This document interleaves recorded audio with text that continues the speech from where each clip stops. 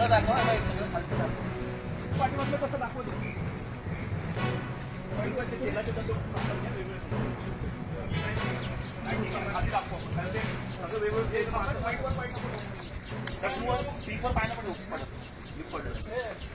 जिथे नूडल्स बनते ना तिथून वरती आणि खाली येताना पण नूडल्स सारखी फिलिंग येते. तुम्हाला दाखवतो बघा इथं काय बनतंय. या आतमध्ये या.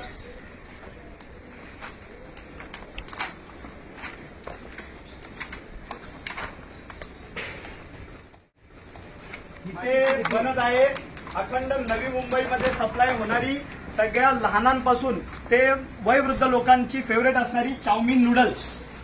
या इकडे चाऊमिन नूडल्स कोणत्या अवस्थेत बनते ते पाणी बघा. चाऊमिन नूडल्स साठी जे पाणी वापरलं जातंय ते पाणी बघा. सगळ्यात पाणी बघितलं. आता सगळ्यात महत्वाचा इन्ग्रेडियंट आहे जो मैदा. त्या मैद्यांवरती मास्क्या बघा. मैदा मशीन. त्यांना कोणत्याही पद्धतीचा अशी स्वच्छता असावी अशी कोणत्याही पद्धतीची त्यांनी काळजी घेतलेली नाहीये.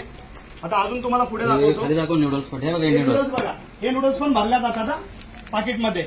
हे कोणत्याही पद्धतीचा विचार करत नाही. आणि हा इकडचा बॉयलर बघा. त्याच्यामध्ये हे बघा. हे तेल बघा. काळं काळं म्हणजे आपण इंजिन ऑइल वापरतो ना त्या पद्धतीचं तेल झालंय ते. आणि या ह्याच्यामध्येच नूडल्स फ्राय केली जाते. पुढे पुढे आहे बघा ना. आणि ते मैदा पदार्थाचं वापरलं जातं तेही बघा. बघ लाटून ठेवलाय मैदा.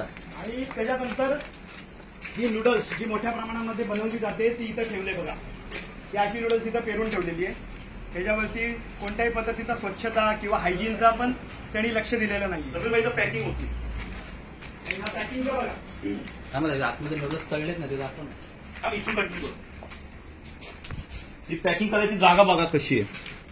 हे बघा. हे पॅकिंग होते इथे नूडल्स. सगळं तुळवलं जातात पॅकिंगच्या नावावर. आणि ह्या नावाने ही कंपनी कार्यरत आहे. आणि हीच कंपनी फक्त कामोट्यात नव्हे तर कामोट्याच्या आजूबाजूला जे पनवेल महानगरपालिकेच्या हद्दीत जसं नवी मुंबईमध्ये किंवा खारघर वाशीपर्यंत ह्यांचा माल जातो. आणि ह्या पद्धतीचा माल आपण खातोय. ह्याच्याने आपल्या जीवाला किती धोका निर्माण होईल आपण विचार केला पाहिजे. आणि अशा पद्धतीची गोष्ट असून देखील कोणत्याही पद्धतीची कारवाई अद्याप यांच्यावर झाली नाही. हे आश्चर्यकारक आहे. आणि ही कंपनी आजची नाहीये. फार वर्ष झाली या कंपनीला. आम्हाला ह्याची आज तक्रार आल्यानंतर लगेच आम्ही इथं धाव घेतलेलं आहे. आणि प्रत्यक्षात आल्यानंतर हा चित्र म्हणजे भयान चित्र आहे. जबाबदार कोणाला धरायचं. प्रशासनाला जबाबदार धरायचं. प्रशासनाला जबाबदार धरायचं. पनवेल महानगरपालिकेला जबाबदार धरायचं का अजून कोणाला जबाबदार धरायचं की स्थानिक काही लोकांना जबाबदार धरायचं. तर हे बघा. हा तेलाचा डब्बा आहे. हा तेल ह्याच्यामध्ये भरलेला आहे. वेगवेगळ्या कंपनीच्या तेलाचे डब्यात इथे. एक मिनिट. म्हणजे कंपनी बघू शकता. Independence oil. त्याच्या खाली केपी ऑइल्स. इथं तुम्ही बघू शकता स्टार रिफाईन.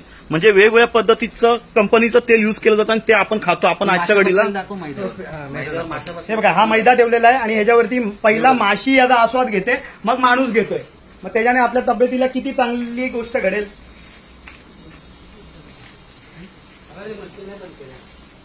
ते पळून गेले. ते पळून गेले. त्यावेळेला आम्ही इथे आलो त्यावेळेला जे इकडचे वर्कर्स होते ते सगळे त्यांनी इथून पळ काढलेली आहे. कारण त्यांना कळलेलं आहे की त्यांची चुकी आहे. चुकी नसती तर एवढा मोठा साम्राज्य घाणीचं साम्राज्य ठेवून ते पळाले नसते.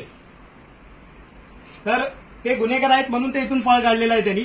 पण आम्ही पण त्यांना सोडत नाही. कारण की सामान्य नागरिकांच्या जीवाला धोका जिथे असेल तिथं महाराष्ट्र नवनिर्माण सेना आवाज केल्याशिवाय राहणार नाही. आणि सामान्य माणसाला हे खाद्यपदार्थ चांगल्याच पद्धतीनं मिळालं पाहिजे. त्याच्यासाठी आम्ही सगळे महाराष्ट्र सैनिक जमलोय. आणि ह्याच्यावर जर कुठला चाप नाही बसला तर आज आम्ही 10 जण आलेलो आहे.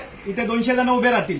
प्रशासनाने कारवाई नाही केली तर आम्ही आंदोलन करू त्याच्या संदर्भात. या